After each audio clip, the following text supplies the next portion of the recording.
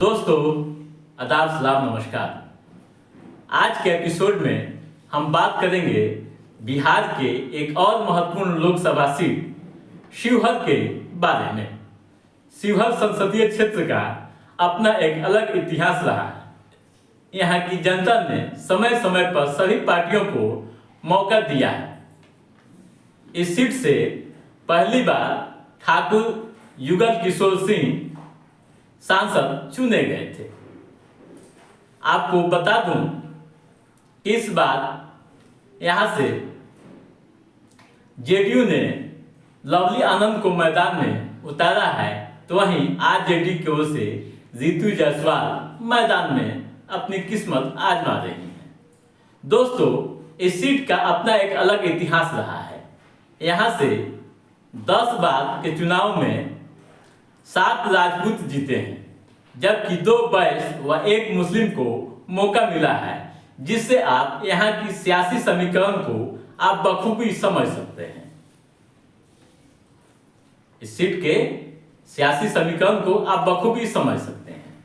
दोस्तों, यहाँ रामा देवी जीत की हैट्रिक लगा चुकी हैं।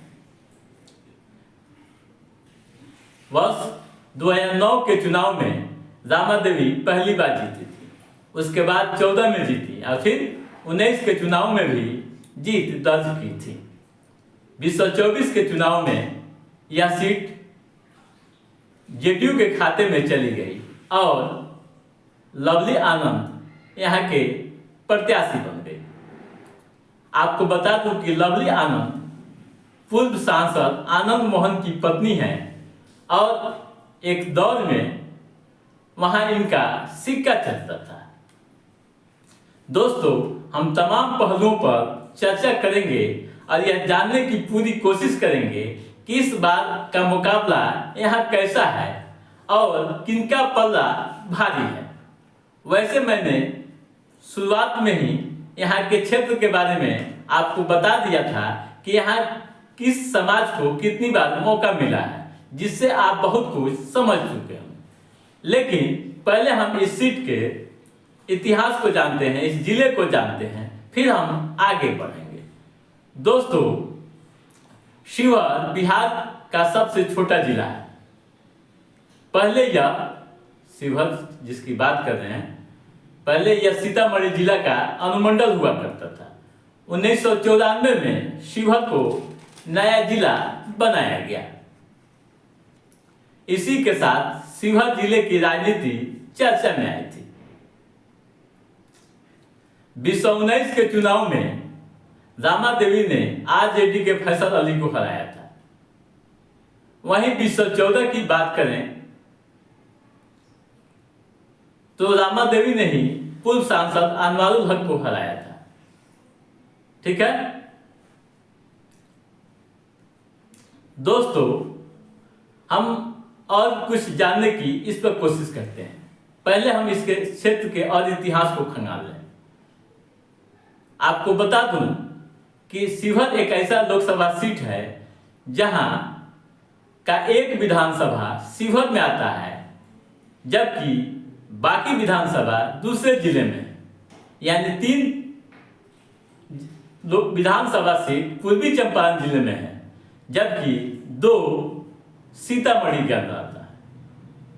3 विधानसभा पूर्वी चंपारण का कौन है आप जानते हैं, जैसे मधुबन, चिरैया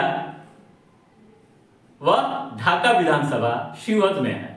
उसी तरह सीतामढ़ी से रीगा व बेलसंड विधानसभा है और शिवहर जिला का शिवहर इसके अधीन आता है। कभी यह कांग्रेस का गढ़ हुआ करता था, लेकिन हाल के दिनों में यहाँ भाजपा का कमल खिला है। दोस्तों, 2 बार आनंद मोहन यहां से सांसद रह चुके हैं। बाहुबली नेता आनंद मोहन 1996 व 1998 में यहां जीते थे। आनंद मोहन ने यह चुनाव बिहार पीपुल्स पार्टी के सिंबल पर लड़ा था। अब यह पार्टी का अस्तित्व नहीं है, उस पार्टी का अस्तित्व नहीं है। बाहुबली नेता आनंद मोहन उस समय ज्यादा सुर्खियों में आए थे जब उनका नाम गोपालगंज के डीएम जी कृष्णा की हत्या में आया था। इस मामले में उन्हें सजा हुई थी और हाल के दिनों में जेल से रिहा हुए।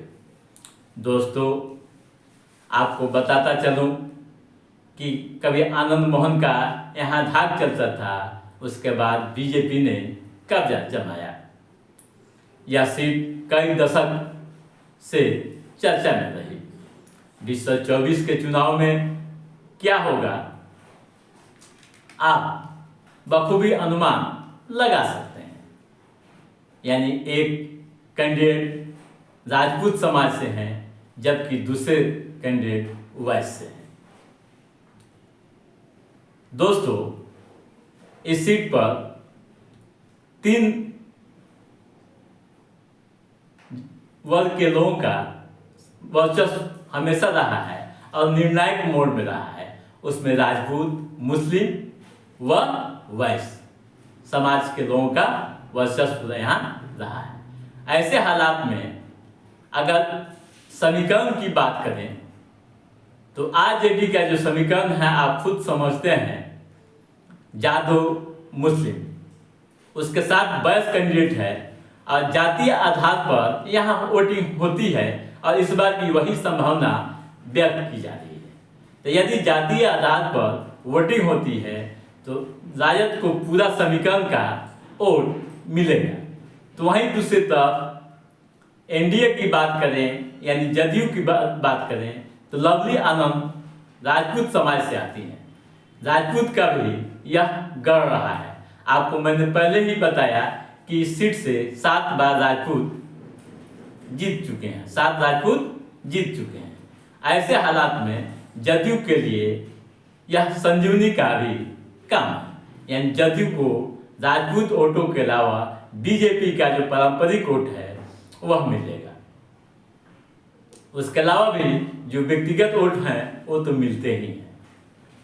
ठीक है दोस्तों, अब आइए इस सीट का इतिहास क्या रहा है इसको भी हम जान लें और कौन कौन लोगों ने अब तक यहाँ के से प्रतिनिधित्व किया है।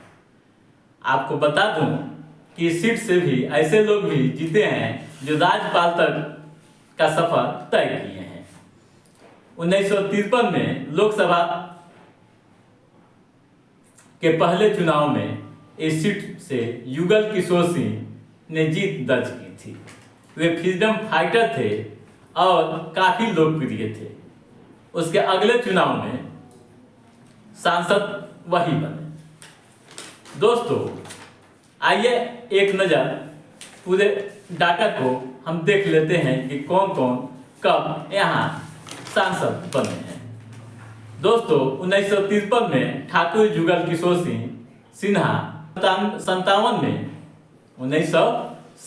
में दिग्विजय नारायण सिंह, 1962 में राम दुलारी सिन्हा, 1967 में एसपी साहू, 1971 में हरिकिशोर सिंह, 1977 में ठाकुर गिरजानंदन सिंह, 1980 में फिर राम दुलारी सिन्हा, 1984 में राम दुलारी सिन्हा जो राज्यपाल भी बनी है, 1989 में हरिकिशोर सिंह, 1991 में भी हरिकिशोर सिंह, 1996 में आनंद मोहन, 1998 में भी आनंद मोहन, 1994 में अनवारुल हक, वर्ष 2004 में सीताराम सिंह और उसके बाद 2009, 2014 और 2019 में दामा देवी। ये यहाँ का डाटा है कि इन लोगों ने अब तक यहाँ का प्रतिनिधित्व किया है। दोस्तों, इसी सरगर्मी के बीच एक और सरगर्मी राजद खेमे में आ गई है। जिस तरह की चर्चाएं आ रही हैं, जो सूचनाएं प्राप्त हो रही हैं और जो सियासी हलकों में बातें हो रही है उसकी माने तो राजद में इन दिनों सब कुछ ठीक ठाक नहीं। आपसी गुटबाजी यहाँ चरम पर है। आपने देखा होगा और सुना भी होगा, वीडियो भी वायरल हो रहे हैं कि कल यानी मंगलवार को राजद के कार्यकर्ता आपस में ही भिड़ गए। यानी चिरैया के पूर्व विधायक लक्ष्मी नारायण यादव के कार्यकर्ता व पूर्व प्रत्याशी अच्छे लाल यादव के कार्यकर्ता आपस में भिड़ गए और जमकर लाठियां बरसाई गई। दोनों तरफ से कई लोग चोटिल भी हुए। इसको लेकर भी कई तरह के कयास लगाए जा रहे हैं। तो दोस्तों, चुनाव में क्या होगा यह तो वक्त तय करेगा, लेकिन इतना तो तय है कि इस बार का यहाँ मुकाबला काफी दिलचस्प होगा और कांटे की यहाँ टक्कर है। तो दोस्तों, आज के इस एपिसोड में बस इतना ही। हमारा ये एपिसोड कैसा लगा आप लाइक और कमेंट करके हमें जरूर बताइएगा। यदि आपने हमारे चैनल को सब्सक्राइब नहीं किया है तो सब्सक्राइब भी कीजिएगा, ताकि पॉलिटिकल गतिविधियों से संबंधित जो भी अपडेट है उसे हम समय समय पर आपके बीच पहुंचाते रहेंगे। तब तक आप अपने दोस्त को दीजिए इजाजत।